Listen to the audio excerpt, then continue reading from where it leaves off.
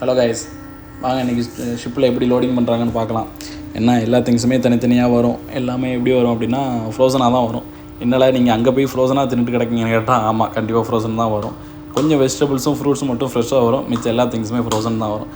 A to Z வெஜிடபிள்ஸ்லேருந்து மீட்டு, பொலிட்ரியாக இருக்கட்டும், ஃபிஷ்ஷாக இருக்கட்டும், பார் திங்ஸாக இருக்கட்டும், ட்ரை ஸ்டோர், என்ன தாலி கருமாந்தரம் எல்லாமே ஃப்ரோசன் தான் வரும். ஏன்னா பார் திங்ஸ் மட்டும் நார்மலாக வரும். இன்றைக்கி பாருங்கள், எல்லா திங்ஸையும் வாங்கி அடிக்க வச்சுருக்கான்ல, என்ன தாலி இல்லாமல் வந்திருக்கு. இது veg preparation area. Beef burger பேட்டி, அதுக்கப்புறம் ஃப்ரூட்ஸு. அந்த அங்கே அப்படியே போனால் அண்ணா இருக்குது பீஃப் பர்கர் பேட்டி, அங்கே ஒயின். அதுக்கப்புறம் அப்படியே போனால் அங்கே ஒருத்தன் ட்ராலியில் தள்ளிட்டு போய்கிட்டு இருக்கான். அதுக்கப்புறம் அங்கே பார்த்தா ஒரு பேலட்டு ஃபுல்லாகவே பியர் தாங்க வாங்கி அடிக்கி வைப்பான்ல. பியரு, ஒயின், என்னென்ன சரக்கு உண்டு. ஏன்னா அங்கே முக்கால் வச்சு குடிக்கிறவன் தான் பாதி. அண்ணா இருக்கிறது ட்ரை ஸ்டோரு.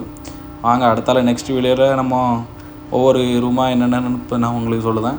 இப்படி தான் இந்த லோடிங் ஒவ்வொரு திங்ஸையாக ட்ராலியில் எடுத்துகிட்டு போயிட்டு இப்படி தான் ஒவ்வொருத்தனையும் உள்ள உட்காந்து அடுக்குவான்ல.